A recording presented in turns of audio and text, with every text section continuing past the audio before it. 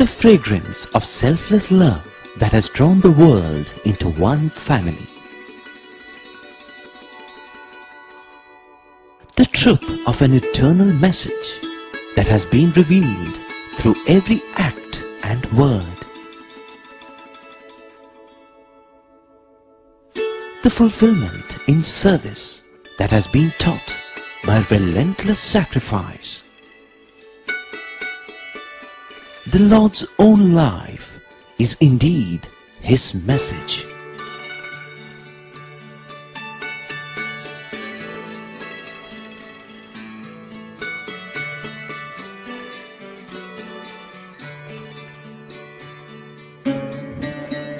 Sai Ram, and welcome to the third episode in our serial presentation entitled Message of the Lord. This serial is being specially broadcast to help us all get spiritually tuned in preparation for our beloved Swami's 85th birthday. The first two episodes were mainly curtain raisers, largely meant to set the mood for what we are about to present starting today, which is mainly centered around Bhagwan Baba's teachings. Let us begin by taking a look at how life treats different people. Some are very wealthy.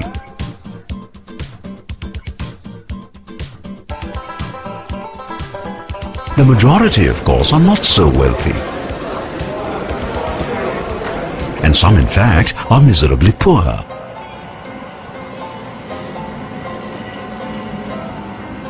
Nevertheless, the fact is that whether a person is rich or poor, hardly anyone is truly happy. Superficially, the wealthy do appear to be having a nice time. And by contrast, misery seems to be a constant companion of the poor. However, if you look closely, almost everyone, without exception, is full of anxiety and insecurity. Only the fears of the rich and of the poor are different. At the same time, there are a few people who seem to be quite happy all the time, without a care in the world. Why is there so much difference and variation? Some say that money is the key to happiness, and yet that does not really seem to be the case. At best, all that money seems to guarantee is temporary pleasure. What then is the secret of real happiness?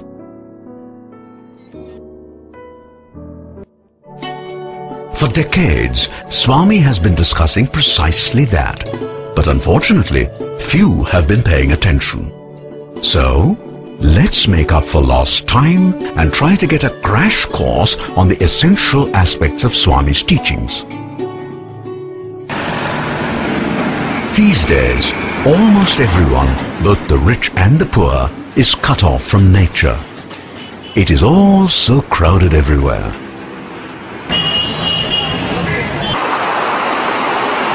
In ancient times, this was not the case. People lived mostly in the open and communed freely with nature. And they often wondered, what are all these different things that I see around me? Where did they come from? Is there a purpose in all that exists, or none at all? If there is indeed a purpose, then what exactly is that purpose? Where did I come from? And how do I fit into all this? Is there any meaning and purpose to my life? And if so, what is it? Who determined that purpose and why? What is called knowledge emerged from the answers to questions like these. It is humans alone that have the special ability to reflect, ponder, inquire, investigate, reason, seek solutions, and to acquire knowledge. In other words, humans are unique because they have this amazing ability to be conscious of many things, including the universe and all that it contains. Since God is the source of the universe, everything that is in it, including our capacity to be aware and conscious, has naturally come from God. So, let us start with God Himself. God, the Creator, is abstract, formless and eternal, and is best described as the ultimate. And most religions emphatically proclaim that fact, no question about it.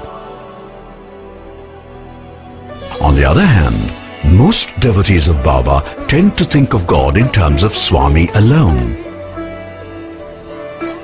However, as Swami himself has told us any number of times, avatars are just the embodied form of the Supreme One, special forms though. In other words, an avatar is God with form, a form that he assumes for a specific purpose and for a limited time only. At the abstract level, Almighty God, the Supreme One, call Him what you will, is nothing but pure consciousness. That is why the Vedas declare Prajnanam Brahma, which literally means God is absolute or pure consciousness. Since God is pure consciousness, and since everything including us has come from Him, it is natural that some aspects of consciousness are present in creation also. However, consciousness is not visible to the eye, and we therefore cannot see it, nor can we detect it with instruments either. Consciousness is thus beyond the senses. That is the first lesson we must learn.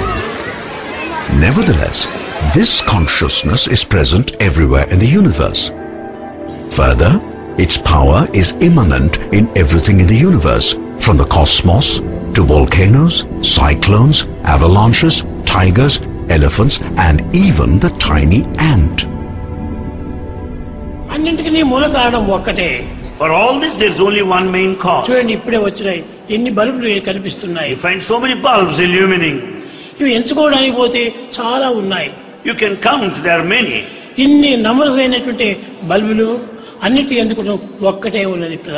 There's only one current that flows in all these bulbs. That current is the principle. It is to remind us of that omnipresence of God that Swami often says, bulbs are many, but current is one. Jalaluddin Rumi is a famous Sufi poet who lived in the 13th century. In a poem describing how consciousness evolves in creation, Rumi says, I died a mineral and became a plant. I died a plant and rose an animal. I died an animal and I was a man. Why should I fear? When was I less by dying? Yet once more shall I die to soar with blessed angels. But even from angelhood I must pass on. All except God perishes. When I have sacrificed my angel soul, I shall become that which no mind ever conceived. Oh, let me not exist, for non-existence proclaims, to Him we shall return. The question now becomes, are we aware that we have come from God and that life in the human form has been given to us so that we may go back to God? I'm afraid that most of us do not know that. Baba adds that on the contrary, we waste our lives without even bothering to inquire about such matters.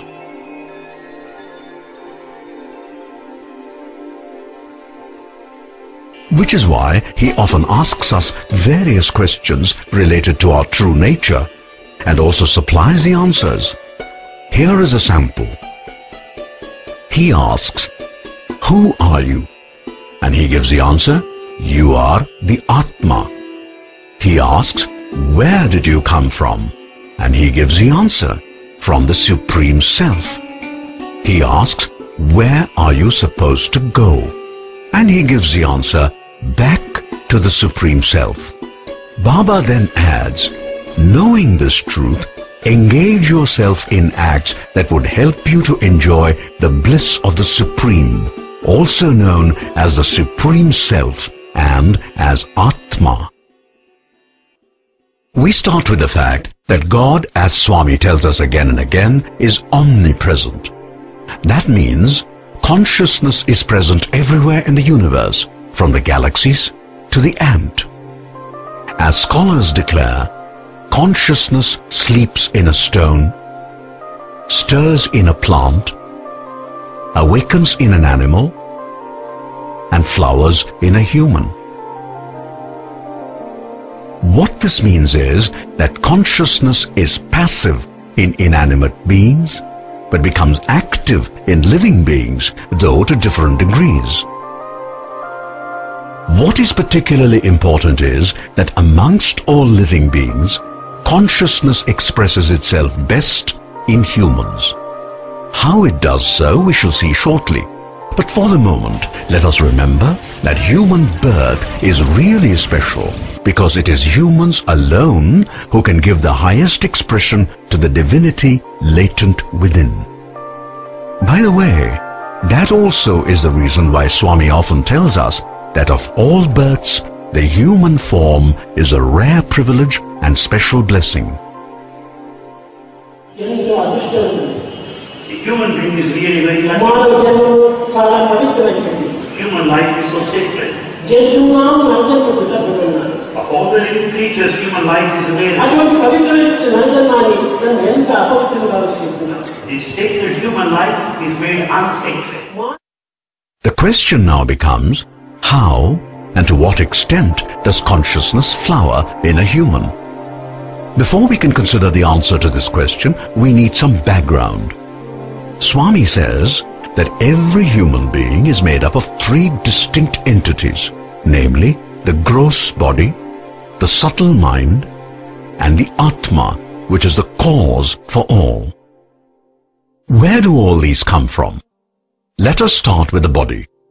You and I would say that the body is made up of flesh, bones, blood, etc. Very true. But then flesh, blood, bones, etc. are made up of molecules of various kinds. And molecules in turn are made up of atoms. Okay, but where do these atoms come from? You know something? Every single atom in every human body can, in principle, be traced all the way back to the beginning of the universe, to the so-called Big Bang, with which the universe is supposed to have been born. By the way, this is not something I am making up.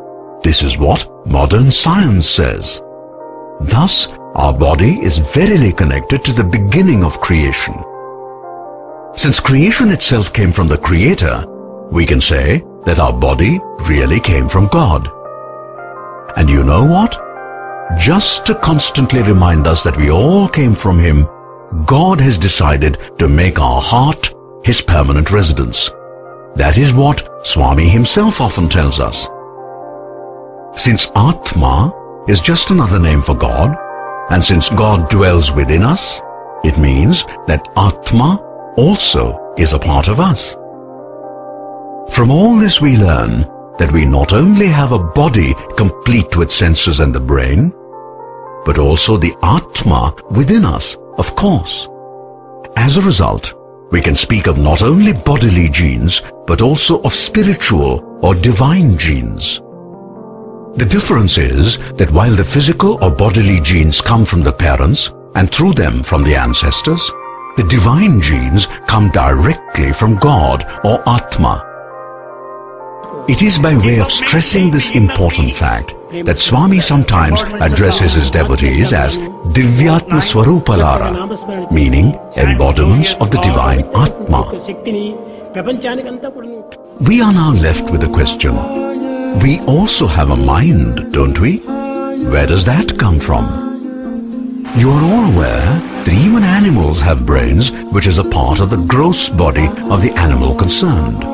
Thus, the rat has a brain, the monkey has a brain, elephant has a brain, and so on. The brain is very much like the CPU of a computer. Humans, who are the end product of biological evolution, have also a brain, a very powerful brain, in fact. But they also have something much more than a mere brain, and that something is the mind. It is difficult to describe the mind, but we all know that we have it. The mind is not merely the brain, as many think it to be.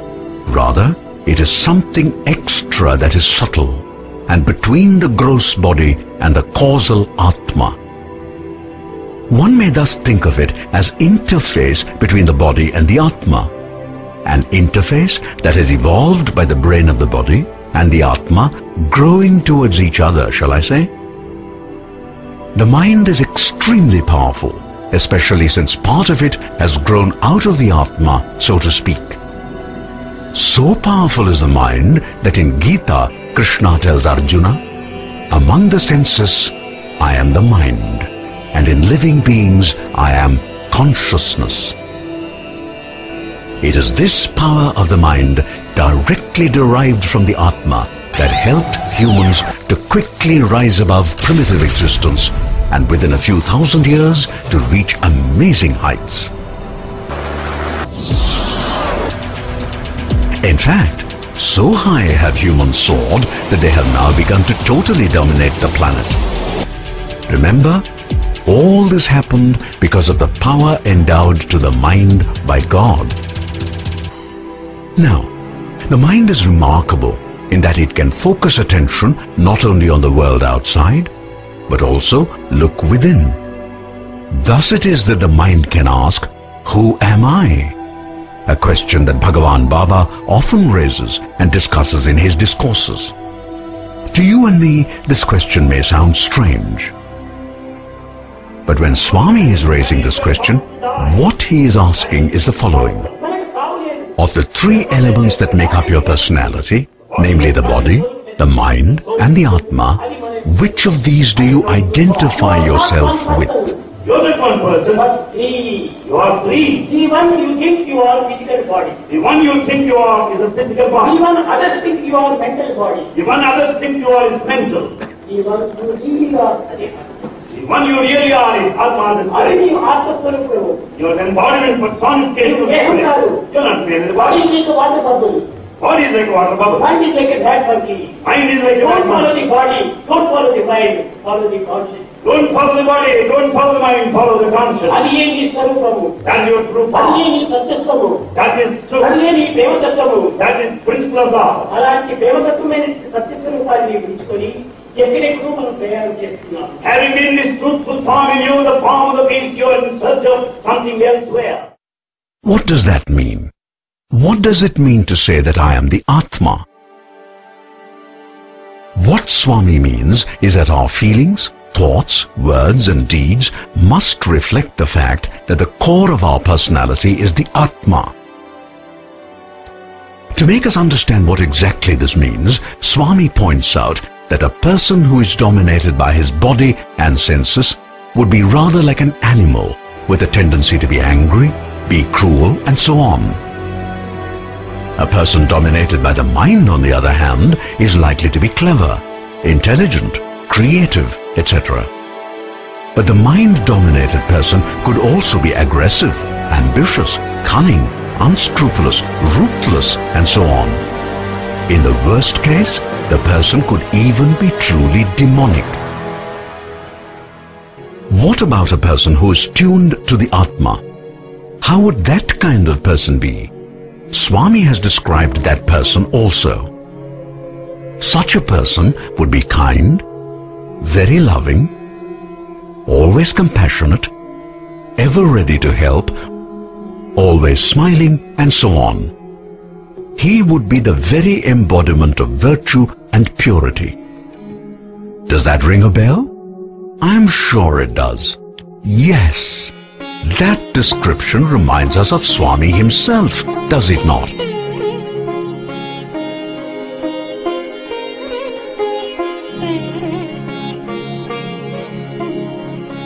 Of course it does, and that precisely is why Swami often tells us, your life should be my message. That is the simplest way of saying, love all, serve all. Do not even think of hurting a person. Always try to help and never be selfish, etc. We have heard all that so many times. And yet, how many people do we find who conform to these principles? Sadly, very few. And why is that? That's because the mind comes in the way and distracts our attention completely from Swami's teachings. As Swami often tells us, our mind can be a good friend and show us the way to God.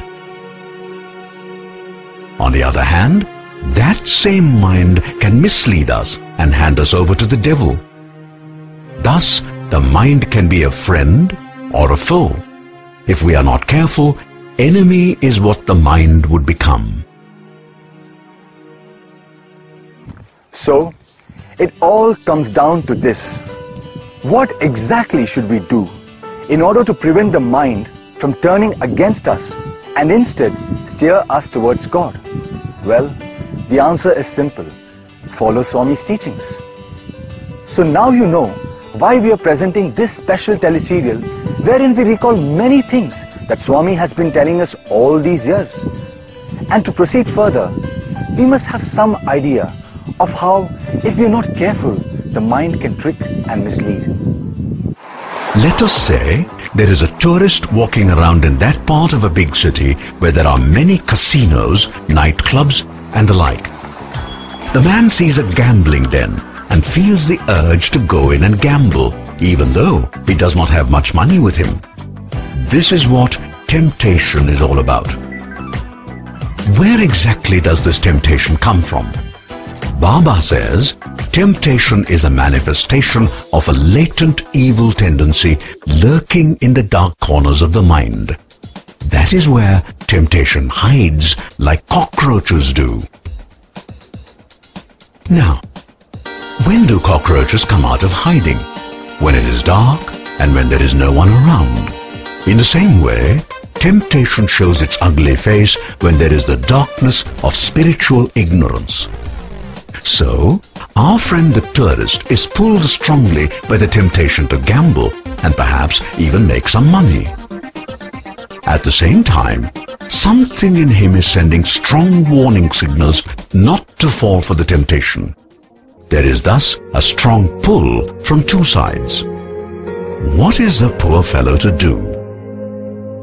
Swami says, what the man should do is simple. He must get in touch with his Atma within, and this connection he makes via the pipeline called Buddhi.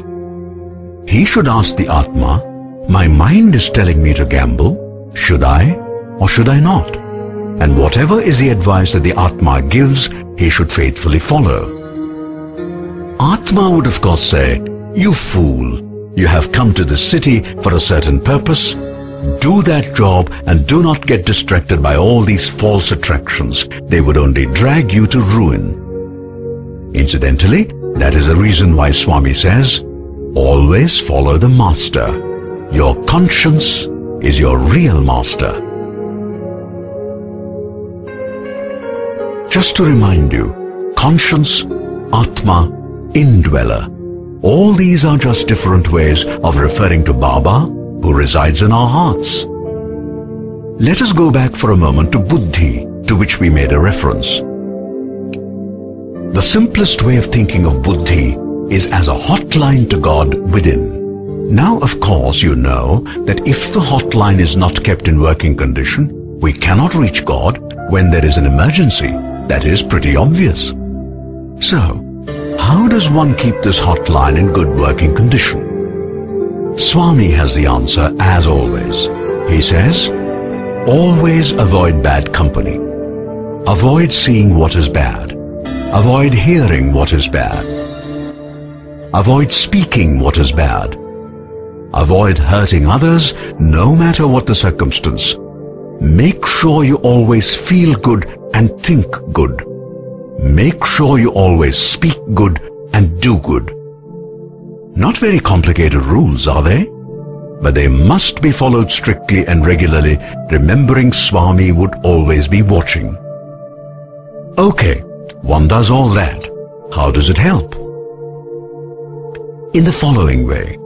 If you feel that mind might be misleading and tricking you, you can straight away dial the hotline and ask your conscience the following questions, describing what the mind is asking you to do. You then ask, is it right or is it wrong? Is it selfish or is it selfless? Is there any anger or jealousy involved? Is there any cheating or dishonesty involved? Will it harm anyone? Will it do good to others and make them happy? Finally, will God approve of what I am thinking of doing? If all these questions are asked in full sincerity and with the intention of staying true to Baba's teachings, you can bet that your conscience, which is nothing else but Swami himself seated in your heart, would guide you properly.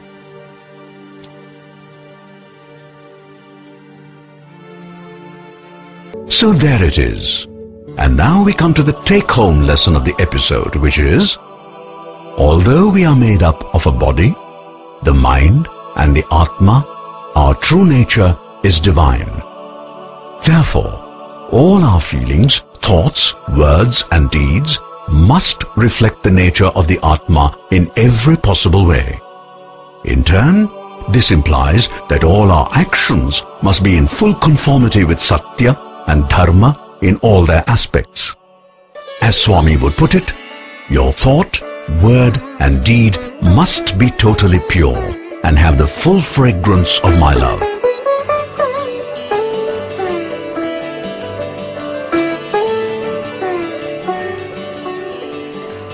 And now that is possible only when Swami becomes the constant focus of our lives.